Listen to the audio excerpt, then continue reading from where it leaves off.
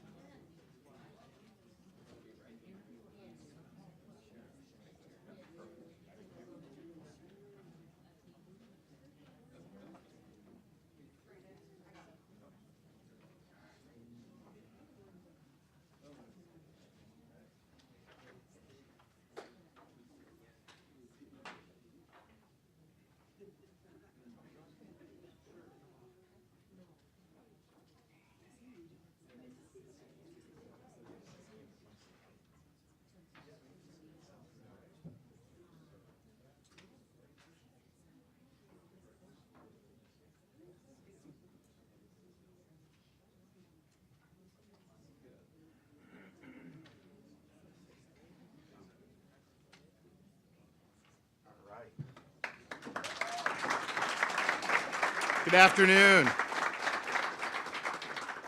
Good afternoon. It's great to be back here in Central Florida. I want to thank the State Attorney Andrew Bain for hosting us today. I also want to welcome Sheriff Dennis Lima from nearby Seminole County.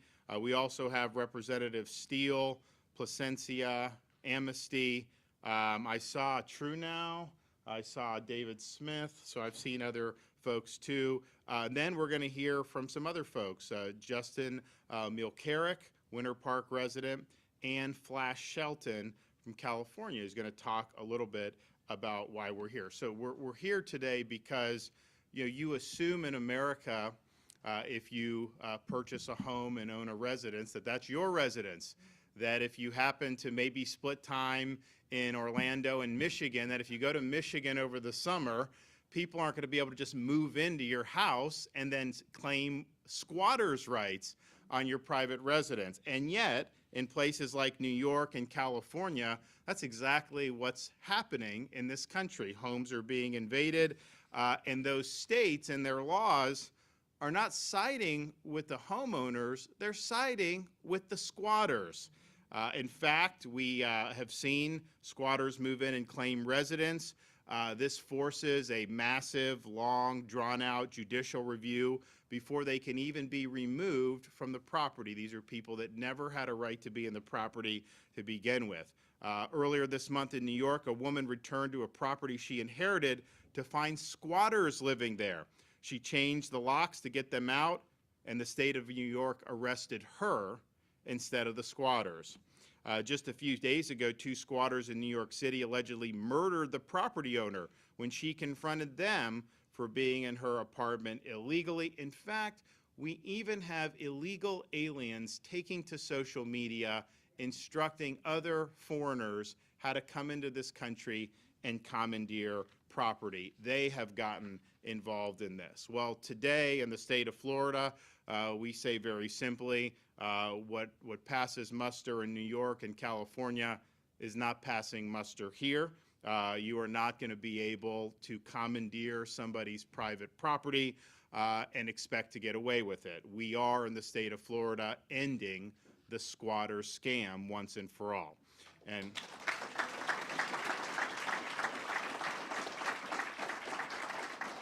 momentarily, I'll be signing HB 621, which will give the homeowner the ability to quickly and legally remove a squatter from a property, and which will increase criminal penalties for squatting. Now, we have not had the same type of issues here as you've seen in California or New York. Nevertheless, our laws were really geared towards this not necessarily being a fad. This idea of squatting, when you had the Old West and people would settle the West, you'd show up, there'd be a place, so people would settle. They'd create a community. Well, to have someone come 7, 8 years later and say they own the property after all this, you understood why that was done in that way. That was never intended to empower somebody to just invade some residential subdivision and illegally occupy somebody's private residence. So what we're doing today is recognizing that, but I think more importantly, providing very swift remedies, because what the squatters know is even when they're in the wrong, it's a massive process many times before they can be evicted, and a lot of times the process is very expensive. And so we don't want the law to have the thumb on the scale in favor of people that are violating the law. We want the law to have the thumb on the scale in favor of law-abiding property owners, and that's what you're going to see here with this piece of legislation. What you can do now, if you're the victim of squatting, you can simply fill out a form, give it to your local sheriff, and the sheriff is instructed to go and remove the people who are inhabiting your dwelling illegally. And that will happen very quickly. And I can guarantee you, it's just like you saw, I think it was a couple months ago, there was a discussion about some of these theft rings that happen, a lot of them with illegal aliens, and how people will steal in New York. Sometimes they'll try to come to Florida to spend the money, but they don't steal in Florida. And the question was, well, why don't you steal in Florida? And they said, because you go to jail in Florida when you do that.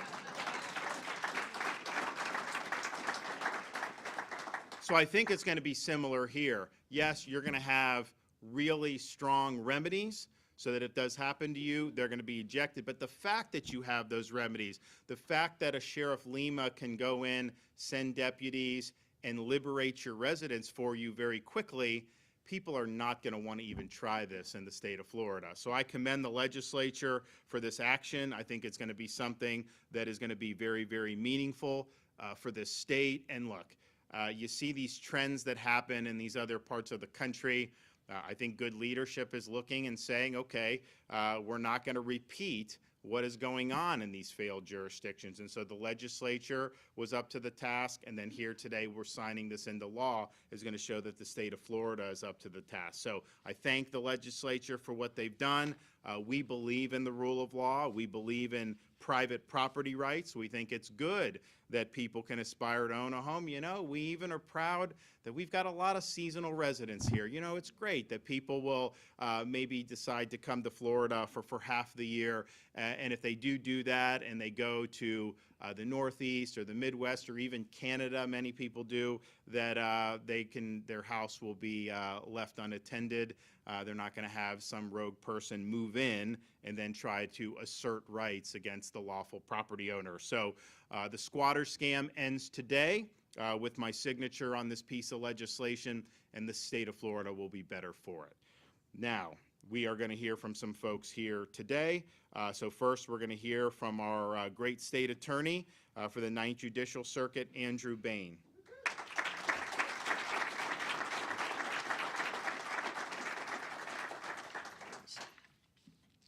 Good afternoon. I'd like to thank you all for coming for this very important bipartisan bill signing. I'd like to thank the governor for taking the trip to Orlando, and I'd like to welcome him here to our office. While I was an Orange County judge, I presided over the civil division for almost a year and a half. And almost every day, I presided over cases where property owners were trying to remove squatters from their homes. Imagine that you leave for vacation or take leave to take care of a sick family member, only to return home and find someone has taken up residence in your home. Then go through a month-long or more court proceeding to remove that squatter, and then be left with the bill to get your home back, that home that you worked so hard to purchase.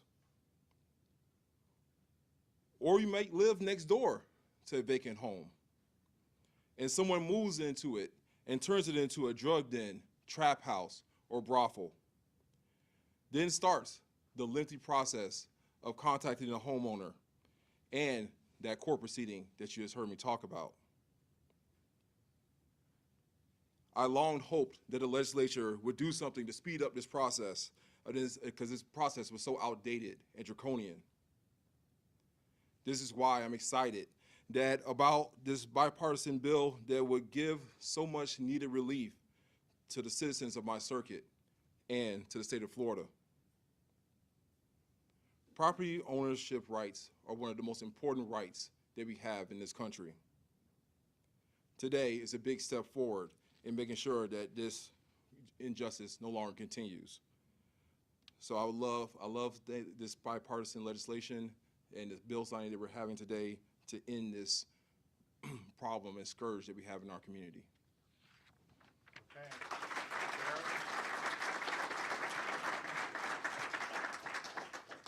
Well, thank you so much, Governor. Another reason why people are leaving their states and moving to the great state of Florida. I tell you, it's you have always stood as an ambassador of public safety, law and justice, in protecting the most vulnerable of this state, and this is another example of that. I want to thank our legislative body, both our delegates here in Central Florida and abroad, because this received unanimous support. And it's been long too often where we've seen homeowners that have spent their entire life working and earning. Some have inherited homes of parents, and to knock on the door and be met with squatters. You know, squatters actually is a very, very kind term. These are criminals and con artists that need to be held accountable to the fullest extent of the law. This is why the Florida Sheriff's Association, Police Chiefs Associations have gotten behind this bill from the beginning. You know, we've walked away from scenarios where legitimate homeowners have argued with people who are inside their home, using the most vulnerable of areas inside the house. Can you imagine having people squatting in a home that you own, taking showers and using the restroom in your own house? And then a process that gets tied up in the civil process that sometimes can take 6 or 7 weeks to get these criminals out. That is no more with the governor's signature on this document. Sheriffs from across the state will be able to provide the adequate resources and support for victims of these crimes and homeowners to preserve their property. And I'm incredibly grateful on behalf of all of our legislators and the governor to make this a possibility and give us, public safety professionals, another tool to use to protect our citizens of the great state of Florida. Thank you so much.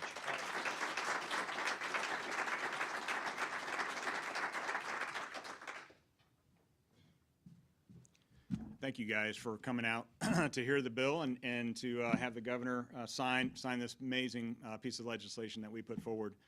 I started working on this bill about a year and a half ago. I heard the first case of squatting on Fox News, and I thought to myself, I didn't realize this was such a big problem. Patty Peoples was actually on TV talking about it. It happened to her in Jacksonville, and it was too late for me to actually file a bill that session. So I decided, you know what I'm going to do? That's going to be the first bill I file next session. And so I worked all summer long with different individuals across the state that had issues like Patty Peoples had in our great state. And so I went ahead and drafted something, a piece of legislation that I thought would work, and didn't initially. We got it passed, but we had to make major changes to make sure it was going to be effectively accepted across the board. So I want to thank the governor for actually having common sense approach, because he is one of the only leaders in this country that actually has a common sense approach on things. And I think that we need more people elected into office that have a common sense approach. And so I want to thank him personally for taking this bill up. It's not always that you get a bill across the floor, but it was across the floor unanimously in the Senate and in the House. So I want to thank everybody for doing it. Patty, thank you for taking the time to spend with me and talking about this. And I want to thank God for putting me in the position to actually make this change. So thank you very much.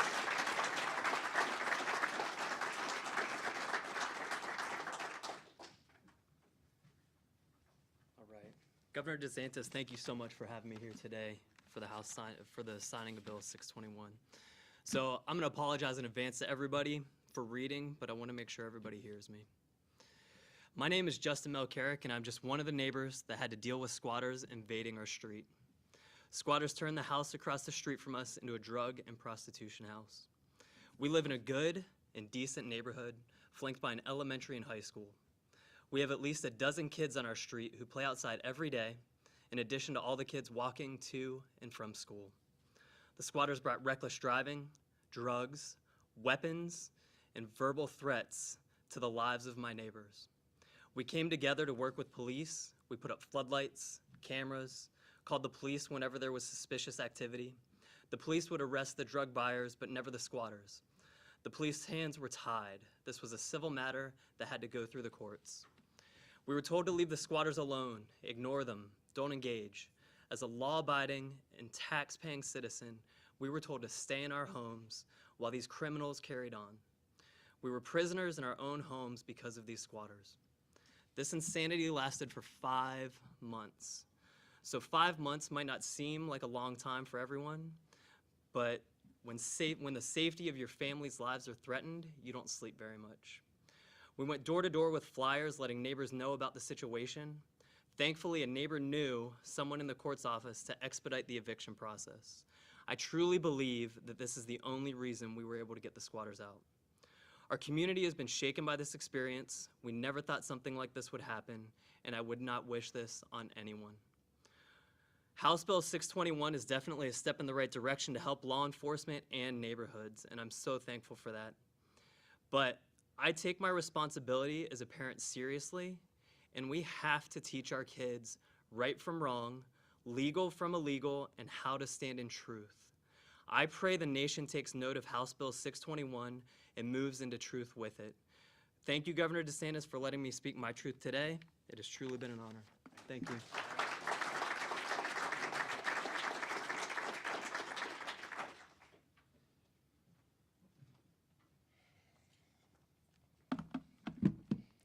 Hi, my name is Flash Shelton, and I am the squatter hunter.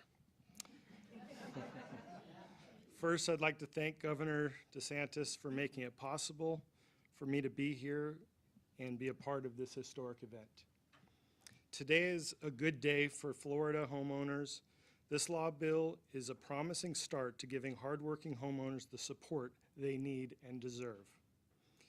There are a lot of people saying that homeowners shouldn't be able to own additional properties to make an income as a landlord, that they are greedy. One woman even posts on social media with 1 million followers that no one should make money without physical labor. But the truth is, landlords are needed greatly to provide housing for the majority that aren't in a position to purchase a home, including the many that are saying this, blaming landlords for squatting. Homeowners and landlords are a crucial part of our economy, and I'm proud to stand up and fight for them. My journey here today started with me just being a good son, protecting my mom, what every good son should do when squatters take over their mom's home. In 2019, after my father passed away, and while we were attempting to sell the home, I was notified that there was a break-in. I did what everyone would do. I called the sheriff. I told them that someone had broken into my parents' vacant home. The responding deputy called me and verified a broken back door. Then he said the words that every homeowner fears to hear. You said it was a vacant home. It appears you have squatters, and there's nothing we can do. I know what it feels like to feel the helpless, hopeless feeling when dealing with squatters, and the law saying it's a civil matter, fearing that long drawn-out and costly process. I decided to lift my head up, stand up and fight. I broke the law down to its knees and figured out that if they could take a house, I could take a house. I got my squatters out in less than a day, using the same system and their rights against them. I started Squatter Hunters to start helping others to shift the balance. We are making an impact nationwide, and I'm consulting in a few other countries. This is a worldwide problem. My fight to change squatter laws started 1 year ago, and I will not stop fighting until squatter laws are changed from coast to coast and homeowners are free from their squatters. Thank you.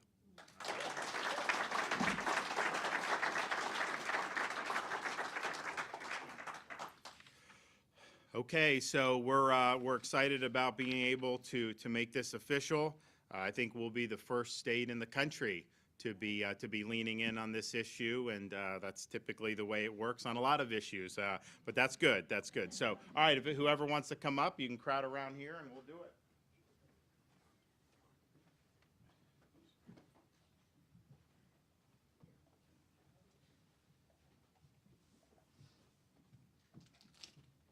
Have any kids?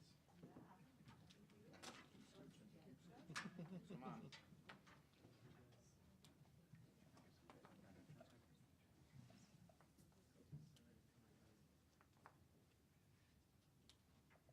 All right. Good deal. Okay, so today is the 27th. March, man. Time flies.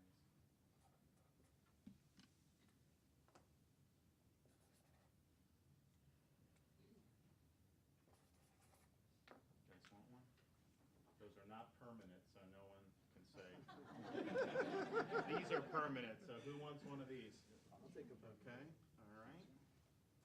All right, anybody else? Okay, squatter hunter? Thank you. I got them. Okay, all right, so here we go.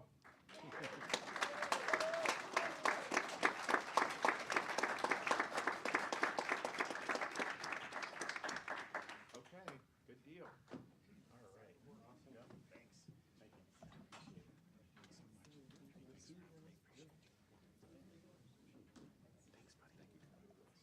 Appreciate you. Thanks, buddy. So we're excited to get that in the books. I think it's going to be meaningful for this state, not only in terms of the rights, but as I said, the deterrence of people from trying to squat and perpetuate this scam here in the state of Florida.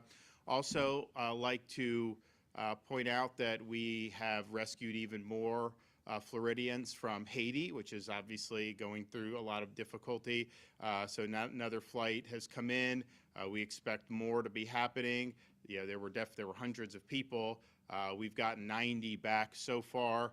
And I think some of the other people, they sign up with us, but if they can get a ride, I think other people have gotten out as well. So we're going to continue to do that. We think it's important. We did it when Israel, post-October 7th. We rescued a lot of Americans, particularly Floridians from there. And we're going to do the same with our emergency management resources in Haiti. And then also, you look now, remember there was a school in South Florida like 2 months ago that had 10 cases of measles, and the whole corporate media was acting like this was like this thing that was unique to Florida. They smeared our Surgeon General for putting out very well thought out, balanced guidance. Fast forward, there was no additional outbreak. So his response was correct.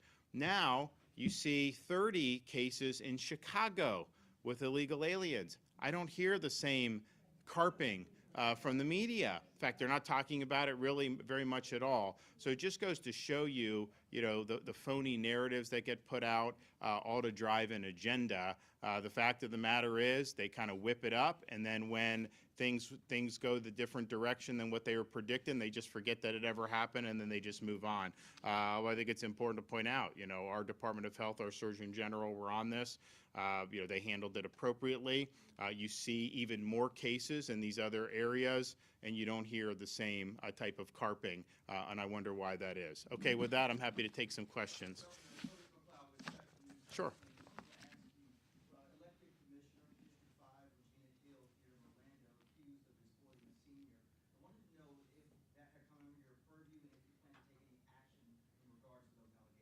It only comes under my purview if a municipal official, elected official, is indicted by a grand jury, then I would suspend. That's typical. If there's not an indictment, then my power of suspension doesn't reach. It reaches county officials, countywide officials. Sure, even neglect of duty you can do for that. But for the municipal, if there's a grand jury, true bill return. Now, I don't know, I just know what I read. If that does happen, then that would be the trigger for us to act, but we would not do anything prior to that. Well, obviously, just look around our demographics. It's very, very important for us. We have so many seniors, 4 or 5 million seniors in this state. Demographically, it's really important. And we've done a lot. Our Department of Elder Affairs, the Florida legislature, there's been a lot. But this is a target-rich environment, this state, for exploitation, because you have a lot of seniors, and you also have a lot of seniors that are retired, and they have some income. So people that want to do harm do gravitate. Now, we have good penalties, and we've done a lot, but that's just the reality that we find ourselves in. So we've always acted with all the Disney issues, parents' rights in education, replacing Reedy Creek and making sure that was a state control board, doing the, nullifying these covenants at the 11th hour. Everything we've done has been in the best interest of the state of Florida. And we have been vindicated on all those actions. Going forward, we're going to continue to govern with the best interests of the state of Florida. So I'm glad that they were able to do that settlement. Those 11th hour covenants and restrictions were never going to be valid. We knew that. The challenge to the state oversight board to replace Reedy Creek, that's not going anywhere. Obviously, that was dismissed in district court. So we have an interest as a state in moving forward to make this region very strong. This tourism oversight board in that district is a big part of that. And I think that there's going to be ways where we can do things that are in the best interests of the state of Florida. And I think Disney can be a part of that. I mean, certainly you look at Universal, they're doing the Epic Universe. That's going to be a huge, huge game changer for this region. I got to think Disney would have an interest in maybe offering another one. the district will be ready to negotiate something to be able to be good for the state of Florida, be good for jobs, and be good for all those things. But, I would just point out, a year ago, people were trying to act like that all these legal maneuverings were all going to succeed against the state of Florida. And the reality is, here we are a year later, and not one of them has succeeded. Every action that we've taken has been upheld in full, and the state's better off for that.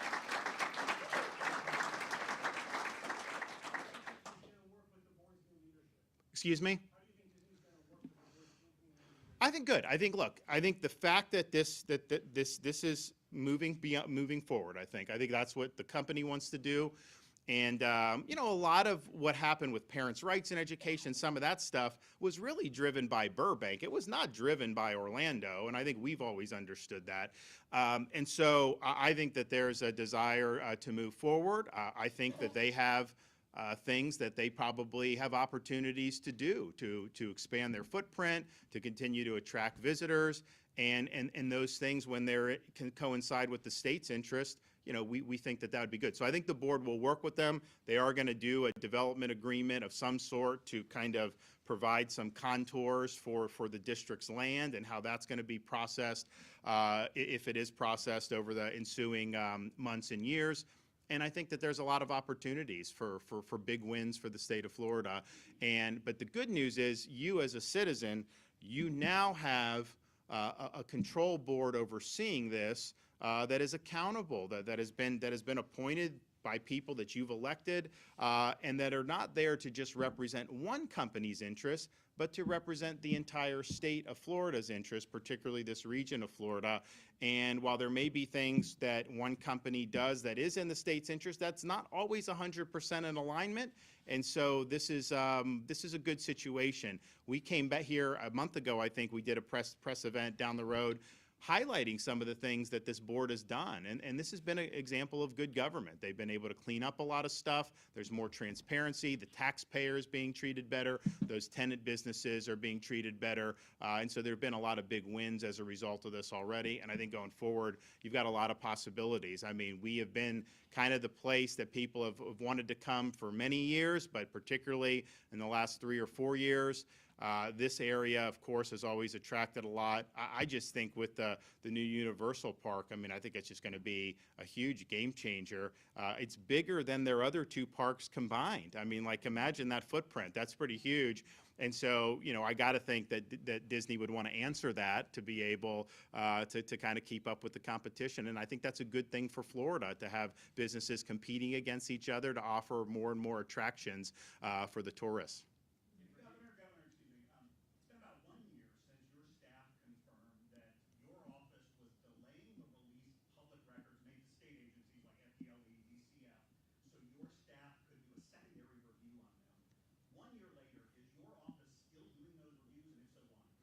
I don't get involved in that, so I'll just refer you to them.